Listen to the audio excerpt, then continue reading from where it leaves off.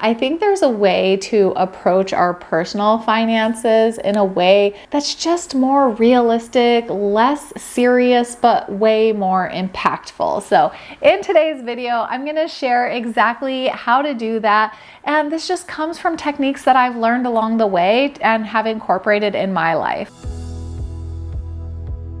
Bring awareness to your current financial situation. I know how hard and how cringy it can be to look at our finances and just deal with it. In light of making this fun, the way that you can spin it is hey, once I know this, it's all out on the table. It's not something you have to have anxiety about anymore. It's one of those things that will give you joy in relieving the stress and pressure of the unknown. Because I know there's a lot of unknown that happens with our money. There's a lot more expenses and random things that come up, and we're busy. So how to raise some awareness on your finances is, first of all, make sure you have a list somewhere of all your fixed expenses, your rent, your car payment, insurance, phone, all that stuff. Then see how much is left over, and you want to line that up with how much is left over in your bank account at the end of the month. Often it's easy to just spend everything we're making, or even let that go onto a credit card and spend more than we're making. Find out, what is that amount? How much are you spending every single month? So after you write out your list, then you want to go to your credit card and your bank statement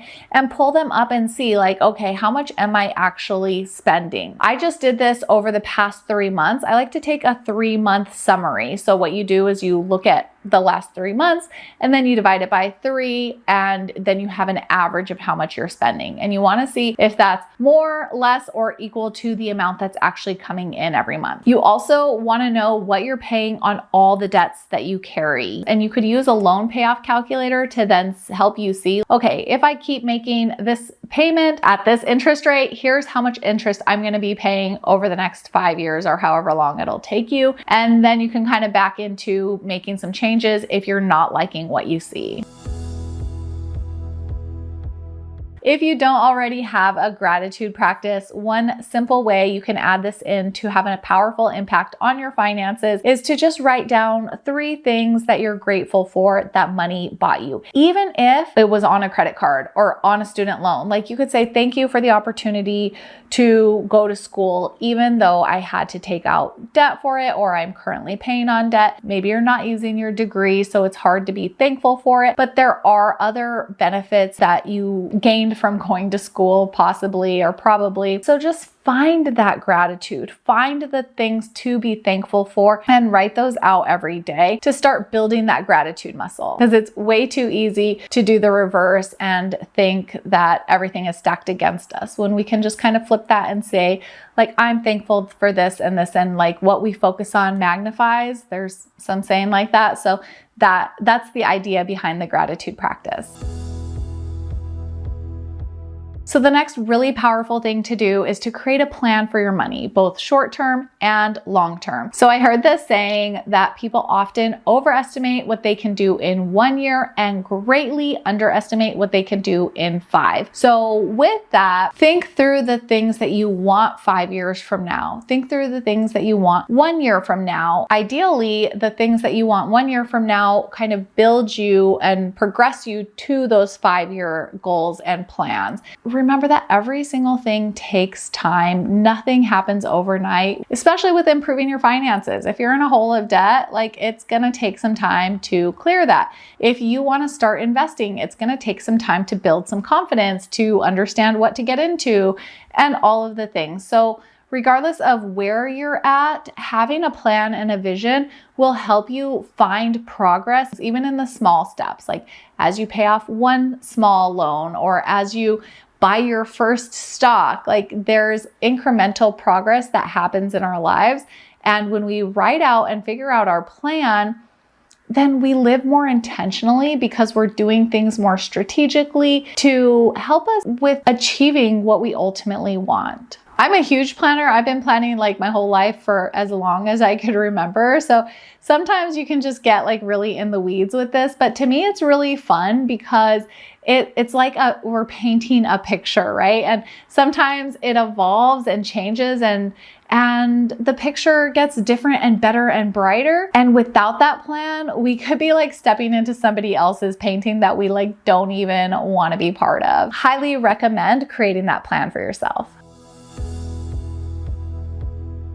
The next powerful habit to dramatically change your future is to focus your spending on what brings you joy and reduce your spending on things that don't. So in order to be able to do this, you have got to do, I think it was step number 2 in that awareness bucket. Once you're aware of where your money's going, then you can look at that and you could say, okay, I do not like that I spent this much money in this category. And that exact category is the category that's going to change your life, at least in the short term, because you immediately can pull that bucket. You like turn off that lever. You're not going to be spending money there anymore. And you're going to reallocate this money to areas where you feel like you don't get to spend enough. You're not saving, you're not getting out of debt, you're not investing. Those things you can easily allocate money to when you're pulling it directly from something that gives you that pit in your stomach because you just regret that spending.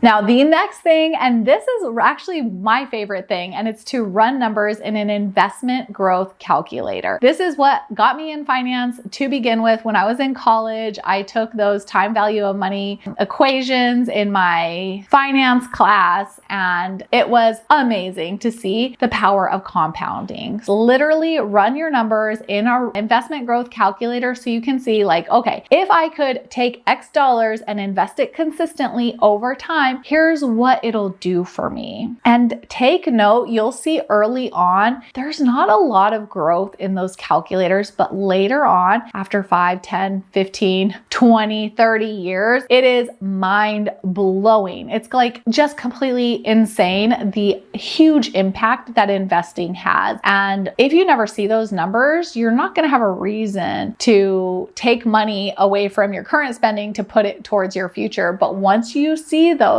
you will have that seed planted in you and know that this is a huge gift you can give your future self. And if you just ask yourself, wouldn't it be great if I did this 10 years ago, depending on your current age?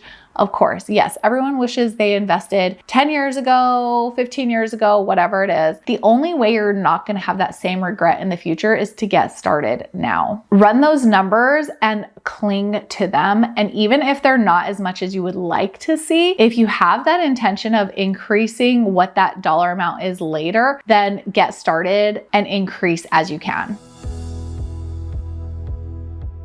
The next most powerful thing you can do with your money is to invest it. So it's one thing to look at the investment growth calculator, but then actually invest your money so that that becomes a reality. Running the numbers is just seeing what can happen. Investing is putting action to that plan. Invest consistently and you will tap into the power of compounding to grow your wealth over time.